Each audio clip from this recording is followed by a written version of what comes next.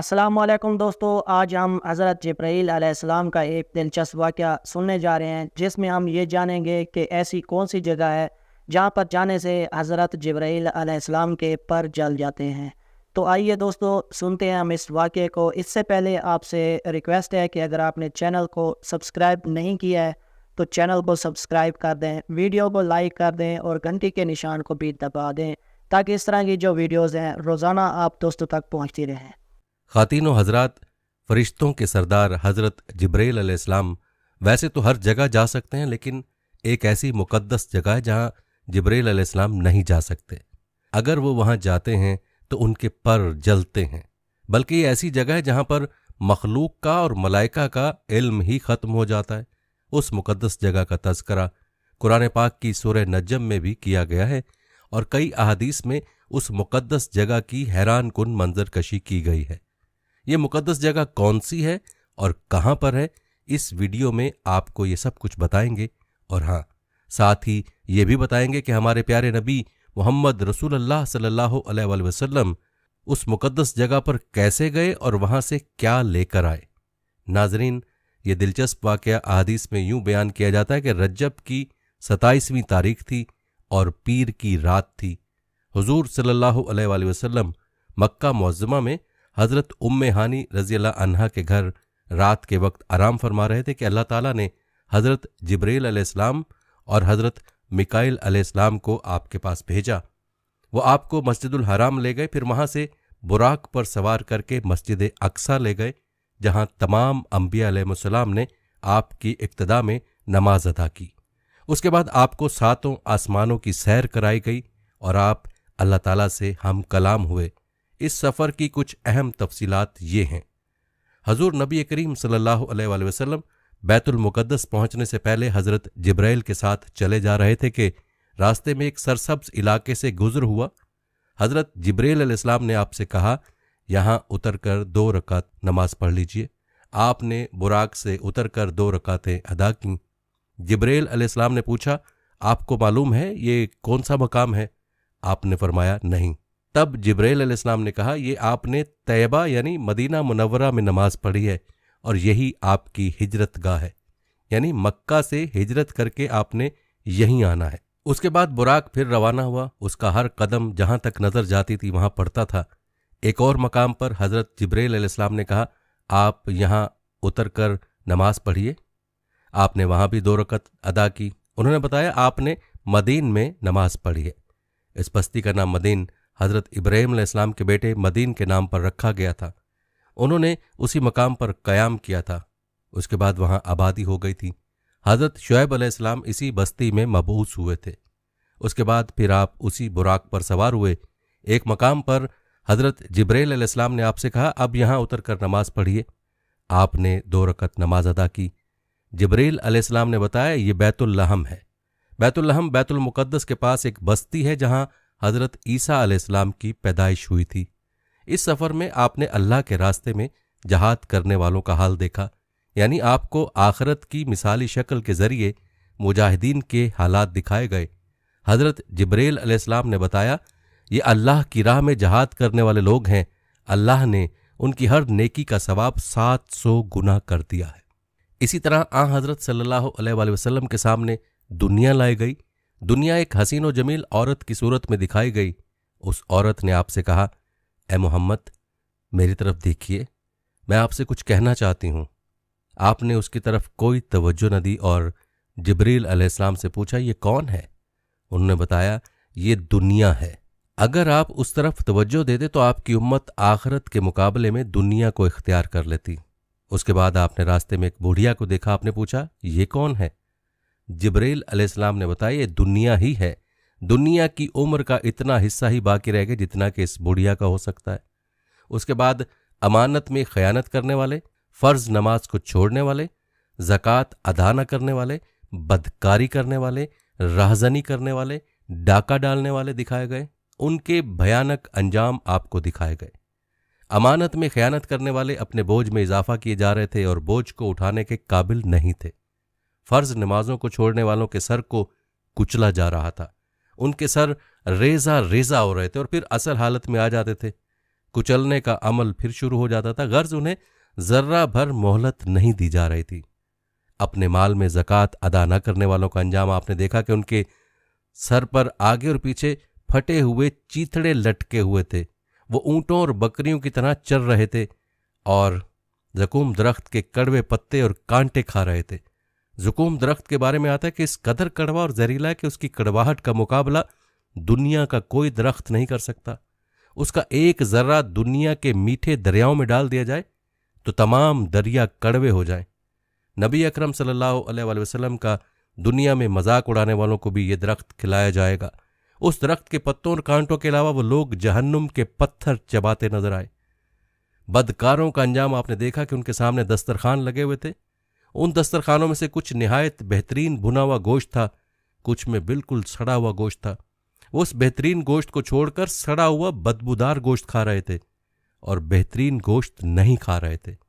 उनके बारे में जिब्रील अलैहिस्सलाम ने आपको बतलाया, ये आपकी उम्मत के वो लोग हैं जिनके पास पाक और हलाल औरतें थीं, लेकिन वो उनको छोड़कर बदकार औरतों के पास जाते थे। या ये वो औरतें थीं जिनके खामिन थे लेकिन उनको छोड़कर बदकार मर्दों के पास जाती थीं। सूद खाने वालों का अंजाम आपको ये दिखाया गया कि वो खून के दरिया में तैर रहे थे और पत्थर निकल रहे थे। आपको ऐसे आलिमों का अंजाम दिखाया गया जो लोगों को वाज किया करते थे और खुद बेअमल थे। उनकी जबानें और होंठ लोहे की कैंचियों से काटे जा रहे थे और जैसे ही कट जाते थे फौरन पैदा हो जाते थे और फिर उसी तरह काटे जाने का अमल शुरू हो जाता था। यानी उन्हें एक लम्हे की भी मोहलत नहीं मिल रही थी। चुगलखोरों के नाखून तांबे के थे और वो उनसे अपने चेहरे और सीने नोच रहे थे।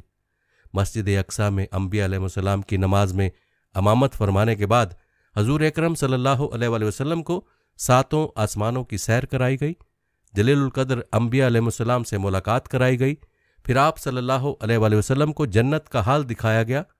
आपका गुजर जन्नत की एक वादी से हुआ, उससे निहायत भीनी भीनी खुशबू आ रही थी और मुश्क से ज्यादा खुशबूदार ठंडी हवा आ रही थी और एक बेहतरीन आवाज सुनाई दे रही थी। वो आवाज कह रही थी, मेरे इशरत कदे में रेशम, मोती, सोना, चांदी, मूंगे, शहद, दूध और शराब के जाम और कटोरे बहुत ज्यादा हो गए हैं। इस पर अल्लाह ताला फरमा रहे हैं, हर वो मोमिन मर्द और औरत तुझ में दाखिल होगा जो मुझ पर और मेरे रसूलों पर ईमान रखता हो, मेरे साथ किसी को शरीक न ठहराता होगा, न मुझसे बढ़कर या मेरे बराबर किसी को मानता होगा। सुन ले, जिसके दिल में मेरा डर है उसका दिल मेरे खौफ की वजह से महफूज रहता है। जो मुझसे मांगता है मैं उसे महरूम नहीं रखूंगा। जो मुझे कर्ज देता है यानी नेक अमल करता है और मेरी राह में खर्च करता है, मैं उसे बदला दूंगा। जो मुझ पर तवक्कल और भरोसा करता है उसकी जमा पूंजी को उसकी जरूरत के लिए पूरा करता रहूंगा। मैं ही सच्चा माबूद हूं, मेरे अलावा कोई इबादत के लायक नहीं। मेरा वादा सच्चा है, गलत नहीं होता। मोमिन की निजात यकीनी है और अल्लाह ताला ही बरकत देने वाला है और सबसे बेहतरीन खालिक यानी पैदा करने वाला है। ये सुनकर मैंने कहा, बस ए मेरे परवरदिगार, मैं खुश और मुतमईन हूं। मेराज की रात अंबिया से मुलाकात के बाद आप सल्लल्लाहु अलैहि वसल्लम को दोज़ख का हाल ये दिखाया गया कि आप वादी में पहुंचे। वहां आपने एक बहुत बदनुमा आवाज सुनी, आपने बदबू भी महसूस की। आपने पूछा, जिब्राइल ये क्या है? उन्होंने बताया, ये जहन्नुम की आवाज है, ये जहन्नुम की आवाज है। ये कह रही है, ए मेरे परवरदिगार, मुझे वो ग़िज़ा दे जिसका तूने मुझसे वादा किया है। मेरी जंजीरें और बेड़ियां, मेरी आग, मेरे शोले, गर्मी, गर्म हवा, पीप और अजाब के दूसरे हैबतनाक सामान बहुत बढ़ गए हैं। मेरी गहराई और इस गहराई में आग की तपिश यानी मेरा पेट और उसकी भूख बहुत ज्यादा है। इसलिए मुझे मेरी वो खुराक दे जिसका तूने मुझसे वादा किया है। जहन्नुम की इस पुकार के जवाब में अल्लाह ताला ने फरमाया, हर काफिर और मुशरिक, बदनीयत, बदमाश और खबीस मर्द और औरत तेरी खुराक हैं। ये सुनकर जहन्नुम ने जवाब दिया, बस मैं खुश हो गई। इसी सफ़र में आपको दिजाल की सूरत दिखाई गई। उसकी शक्ल अब्दुल-अज़ी इब्ने कतन जैसी थी। यह अब्दुल-अज़्ज़ा जाहलियत के ज़माने में नबी अकरम सल्लल्लाहु अलैहि वसल्लम के ज़हूर से पहले ही मर गया था। आपको वहाँ कुछ लोग दिखाए गए, उनके होंठ ऊँटों के होंठों जैसे थे और उनके हाथों में पत्थरों की तरह बड़े बड़े अंगारे थे, यानी इतने बड़े बड़े थे कि एक एक अंगारे में उनका हाथ भर गया था। वो लोग अंगारों को अपने मुंह में डालते थे। आपने ये मंजर देखकर जिब्रील अलैहिस्सलाम से पूछा, जिब्रील ये कौन लोग हैं? जवाब में उन्होंने बताया, ये वो लोग हैं जो जबरदस्ती और जुल्म से यतीमों का माल खाते थे। उसके बाद आपने कुछ लोग देखे जिनके सामने एक तरफ बेहतरीन किस्म का गोश्त रखा था, दूसरी तरफ सड़ा हुआ बदबूदार गोश्त था। वो अच्छा गोश्त छोड़कर बदबूदार गोश्त खा रहे थे।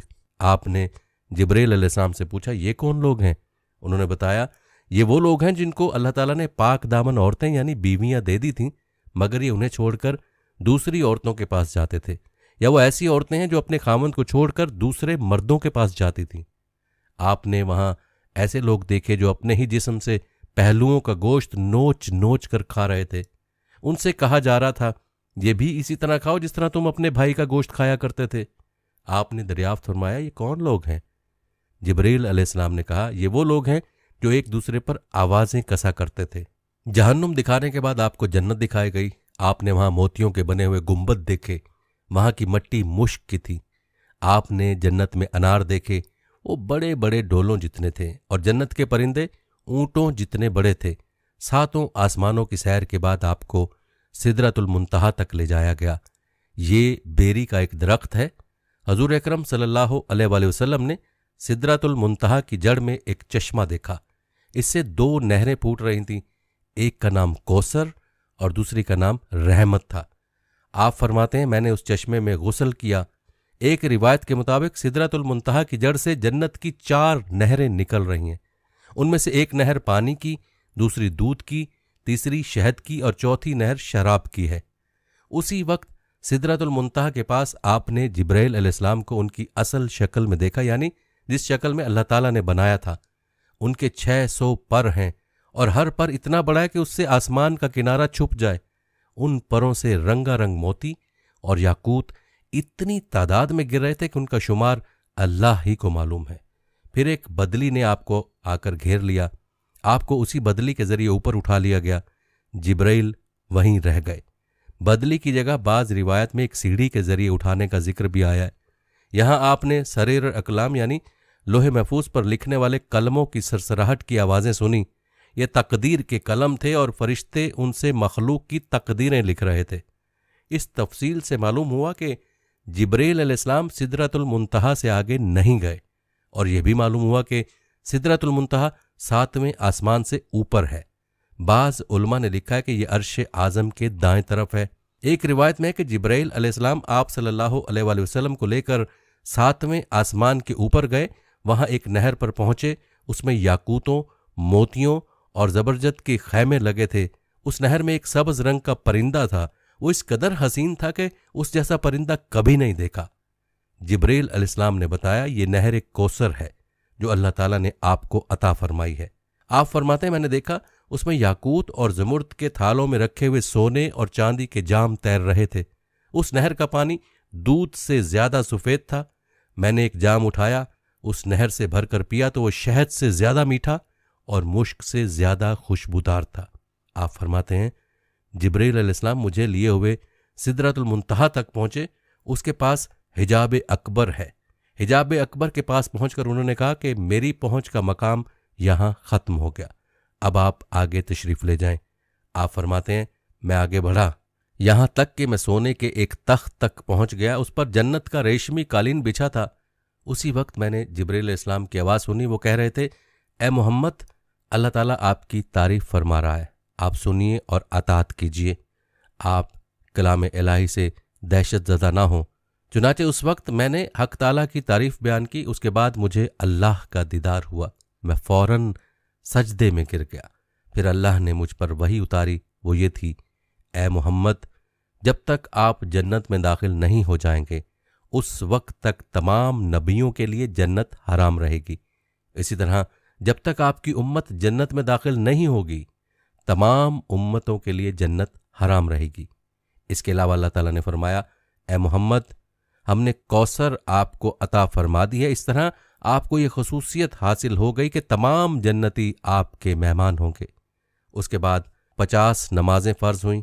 50 नमाजें हज़रत मूसा अलैहिस्सलाम के मशवरे से कम कराई गई, यहाँ तक कि उनकी तादाद 5 कर दी गई। ताहम अल्लाह ताला ने फरमाया, ए मोहम्मद, हर रोज़ ये 5 नमाजें हैं, उनमें से हर एक का सवाब 10 के बराबर होगा, और इस तरह उन 5 नमाजों का सवाब 50 नमाजों के बराबर मिलेगा। आपकी उम्मत में से जो शख्स भी नेकी का इरादा करे और फिर ना कर सके तो मैं उसके हक में सिर्फ इरादा करने पर एक नेकी लिखूंगा, और अगर उसने वो नेक अमल कर भी लिया तो उसे 10 नेकियों के बराबर लिखूंगा। और जो शख्स किसी बदी का इरादा करे और फिर उसको ना करे तो भी उसके लिए एक नेकी लिख दूंगा, और अगर उसने वो बदी कर ली तो उसके नतीजे में एक बदी लिखूंगा। आप फरमाते हैं, मैंने जन्नत के दरवाजे पर लिखा देखा, सदक़े का सिला 10 गुना है और कर्ज का सिला 18 गुना है। मैंने जिब्राइल से पूछा, ये क्या बात है कि कर्ज देना सदक़े से अफजल है?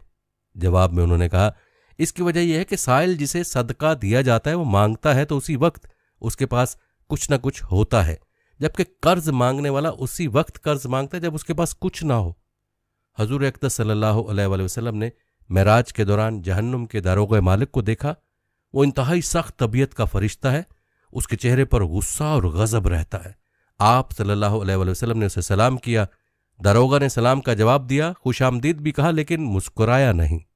उस पर हजूर नबी करीम सल्लल्लाहु अलैहि वसल्लम ने जिब्राइल अलैहिस्सलाम से फरमाया, ये क्या बात है कि मैं आसमान वालों में से जिससे भी मिला उसने मुस्कुरा कर मेरा इस्तकबाल किया, मगर दारोगा जहन्नुम ने मुस्कुरा कर बात नहीं की।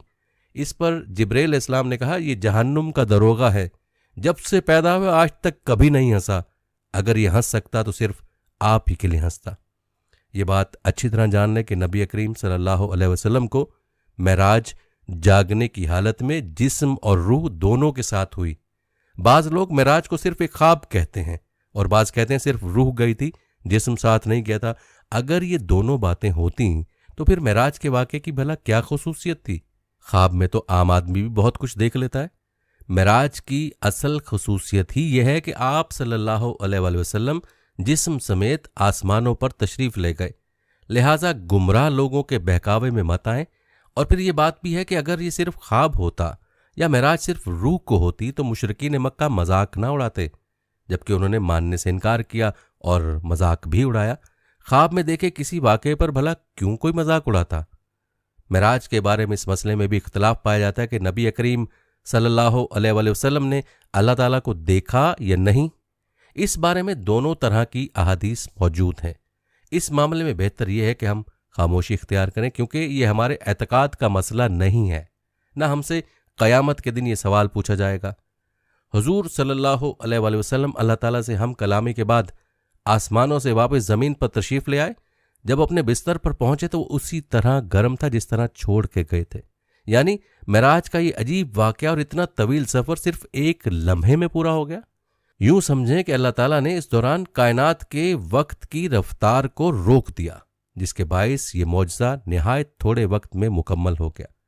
मेराज की रात के बाद जब सुबह हुई और सूरज ढल गई तो जिब्राइल अलैहिस्सलाम तशरीफ़ लाए। उन्होंने इमामत करके आप सल्लल्लाहु अलैहि वसल्लम को नमाज पढ़ाई ताकि आपको नमाजों के औकात और नमाजों की कैफियत मालूम हो जाए।